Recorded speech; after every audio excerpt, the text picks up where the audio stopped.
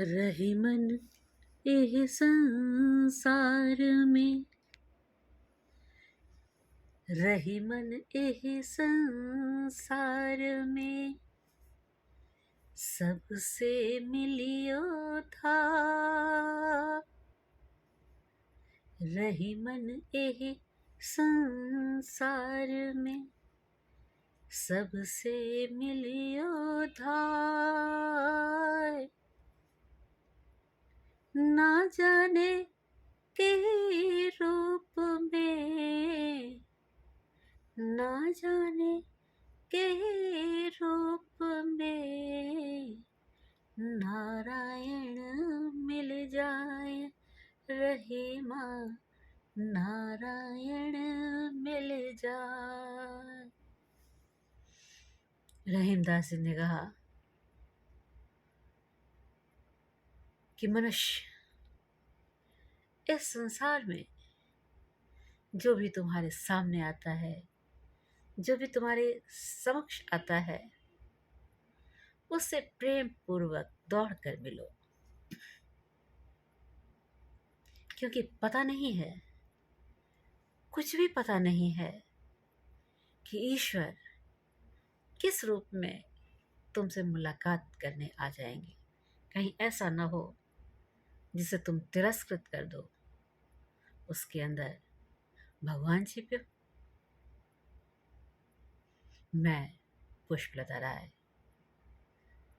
अपने YouTube channel काव्य तरंग पुष्पलता राय में एक बार फिर से आप सभी का हार्दिक अभिनंदन करती हूँ, स्वागत करती हूँ। और एक छोटी सी कहानी आज आपको सुनाती हूँ, जो कि मैंने हाल में ही पढ़ी है और मुझे बहुत अच्छी लगी। प्रेरित करने वाली कथा।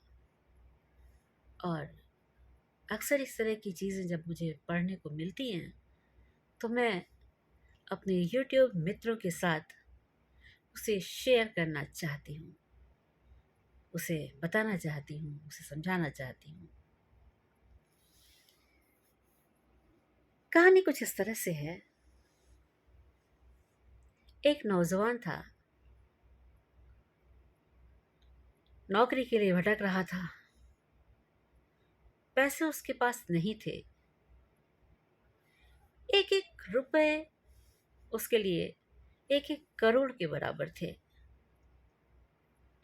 बहुत जगह वो साक्षात्कार के लिए, इंटरव्यू के लिए जाता था, लेकिन उसका सिलेक्शन नहीं हो पा रहा था। लेकिन उसने हिम्मत नहीं छोड़ी थी। वो लगातार भरपूर प्रयास करता रहता था।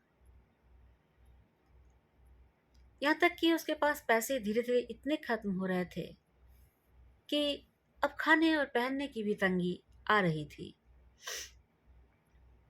उस समय उसे एक इंटरव्यू के लिए बुलावा आया, कॉल आई। और उस समय उसके पास बिल्कुल भी पैसे नहीं थे। दूसरे शहर में इंटरव्यू देने के लिए जाना था, जहाँ तक पहुँचने के लिए उसे 200 रुपयों की ज़रूरत थी। पर वो कहाँ जाए, किससे मांगे, उसे ये बात समझ में नहीं आ रही थी। फिर भी उसने जाने की तैयारी की। जो एक कपड़ा, एक सेट उसने कपड़े का इंटरव्यूज़ के लिए रखा हुआ था, उसे धोया, रात को धोया, पड़ोसी के पास गया, प्रेस मांग के लाया, प्रेस की, उसे पहना और सवेरे सवेरे 2 बिस्किट खाकर वह निकल गया कि कोई जान पहचान वाला मिल जाए तो उससे लिफ्ट ले ली जाए।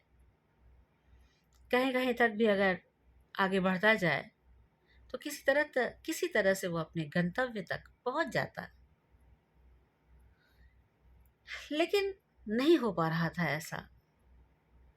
कोई उसे मिल नहीं रहा था, पैसे उसके पास थे नहीं। हताश और निराश हो रहा था। तभी उसे एक मंदिर दिखा। वह मंदिर में गया, उसने ईश्वर से ईश्वर की आराधना पूजा की और उतर कर आकर मंदिर की सीढ़ियों पर बैठ गया। बोला, हे ईश्वर, कुछ तो रास्ता सुझाइए, कोई तो ऐसा भेज दीजिए जो मुझे वहां तक पहुंचा देता जहां मेरा इंटरव्यू है। अभी उसके मन में उथल पुथल ऊहापोह सब चल ही रहा था, तनावग्रस्त था वो। समय बीतता जा रहा था उसका। तभी उसकी नजर मंदिर की सीढ़ियों पर बैठे हुए एक भिखारी पर पड़ी। उसने उसको भरपूर नजरों से देखा। उसने ये भी देखा कि भिखारी जो है उसे एकटक देखे जा रहा है। न इसने उससे कुछ कहा, फिलहाल उसने भी इससे कुछ नहीं कहा। लेकिन थोड़ी देर के बाद भिखारी ने उस नौजवान से पूछा, अरे भाई, क्या बात है? तुम्हारी कोई परेशानी है क्या? तुम इस तरह से हताश, निराश, उदास बैठे हुए हो, क्या बात है? तो नौजवान ने कहा, तुम्हें क्या बताऊं? तुम्हें बता भी दूंगा तो मेरी समस्या दूर थोड़ी हो जाएगी। और वो भिखारी को देख रहा था, वो देख रहा था कि उसके कटोरे में जितने पैसे पड़े हुए हैं, उसका एक हिस्सा भी उसकी पैंट की जेब में नहीं है। इसमें उसे भिखारी भी इतना अमीर दिखलाई पड़ रहा था। तभी भिखारी ने कहा, क्या पैसों की जरूरत तो नहीं है? नौजवान ने सोचा, अरे, इस भिखारी ने इस बात को भाप कैसे लिया कि मुझे पैसों की जरूरत है। उसने कहा, हाँ, है तो सही, पर तुम क्या करोगे? उसने कहा कि देखो, मेरे अ, कटोरे में इतने सारे पैसे हैं, क्या इन पैसों से तुम्हारा काम चल जाएगा?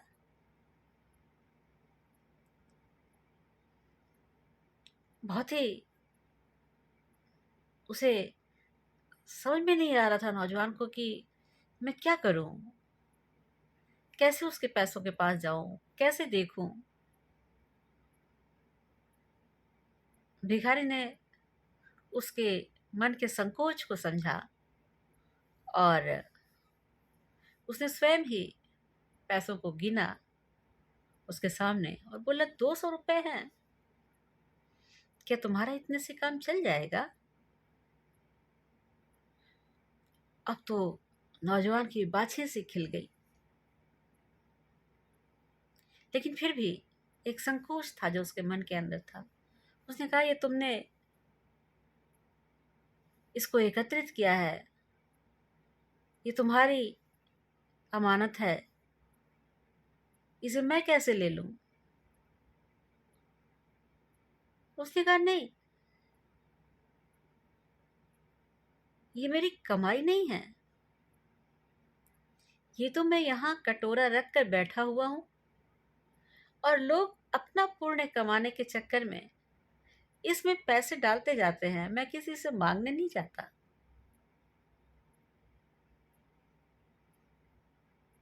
तुम ये पैसे ले लो, मुझे कोई खास इसकी ज़रूरत नहीं है। उसने कहा, क्यों? आप इतने पैसे जो आपको मिल रहे हैं, तो क्या करते हो फिर आप इसका?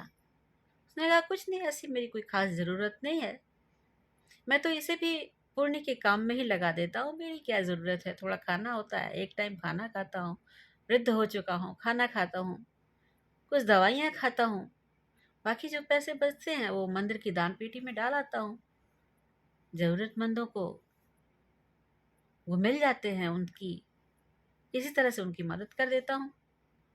आज तुम ही सही। तो थोड़ा सा उसके मन का संकोच, नौजवान के मन का संकोच दूर हुआ। तो भिखारी ने कहा, ले लो पैसे, जब तुम्हारे पास होंगे तो तुम आके इसे वापस कर देना, इसमें परेशान होने की कोई ज़रूरत नहीं है। भिखारी ने वो पैसे उस नौजवान को दे दिए।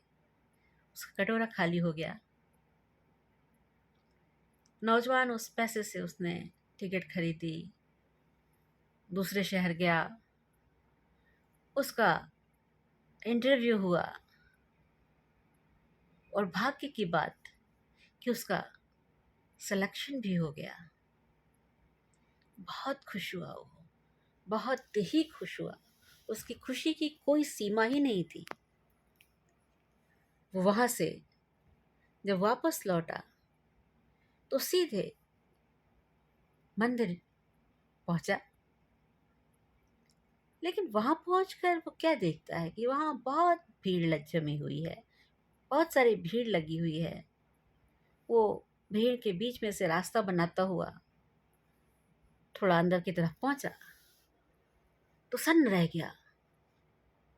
यह देखकर सन्न रह गया कि वो भिखारी जिसने उसको पैसे दिए थे वह मृत पड़ा हुआ है, मरा हुआ पड़ा हुआ है। वह मन ही मन रोने सा लगा। उसको समझ नहीं आ रहा था कि ये क्या हो गया, क्यों हो गया, कैसे हो गया। भीड़ में से आवाज आई कि आज इसके कटोरे में पैसे नहीं थे, इसलिए ये आज दवाई नहीं ले सका, और दवाई ना लेने के कारण इसकी मौत हो गई। दूसरी आवाज आई, अच्छा हुआ मर गया, धरती पर बोझ ही तो था। लोगों से भीख मांगना ये भी कोई जीवन होता है। तरह तरह के लोग, तरह तरह की बातें। कोई अच्छा कह रहा था, कोई बुरा कह रहा था, कोई प्रशंसा कर रहा था, कोई कोस रहा था। अपने अपने नजरिए से सभी उसके लिए कुछ न कुछ कह रहे थे। नौजवान बिल्कुल शांत था, देखे जा रहा था, रोए जा रहा था। उसके अंतर्मन से आवाज आई, तुम दुनिया के लिए जो भी थे दुनिया के लिए, पर मेरे लिए तो तुम भगवान बनकर आए थे। आज मैं तुम्हारे समक्ष खड़ा हूं, एक अच्छी नौकरी पाकर खड़ा हूं, लेकिन आज मैं न तो तुम्हारे 200 रुपये वापस कर सकता हूँ, न ही तुमसे फिर से मुलाकात कर सकता हूँ, न ही अपने मन की कोई बात तुम्हें बता सकता हूँ। लेकिन हाँ, तुमने जो किया है हमारे लिए उसको मैं भूलूंगा नहीं। उसे मैं औरों में बांटूंगा, लोगों को समझाऊंगा कि हर एक के लिए तुम जो नज़रिया रखते हो उस नज़रिए को बदलना सीखो। हम जजमेंटल हो जाते हैं, हम किसी को देखते हैं, उसके बारे में न जानते हुए भी बहुत सारी बातें बना डालते हैं। हम किसी से मिलते हैं, उसकी एक बात से उसकी पूरी जिंदगी को जज करने लगते हैं। हम किसी की एक गलती से उसको दुराचारी, अनाचारी भी साबित कर देते हैं। हमारा ये जो एक अंदर से एक ही नजरिया बना हुआ है जजमेंटल होने का, उसे हमें त्याग देना चाहिए। और जैसा कि रहीम दास जी ने कहा कि इस संसार में सबसे प्रेम पूर्वक मिलो। कुछ पता नहीं ईश्वर किस रूप में तुमसे मिलने के लिए आ जाए। कहीं ऐसा ना हो कि वो तुम्हारे सामने हो और तुम उन्हें पहचान ना पाओ।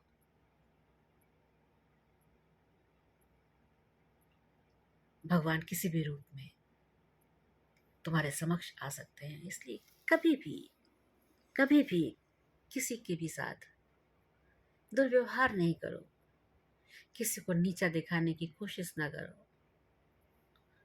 जितना हो सके लोगों के लिए भला करते रहो।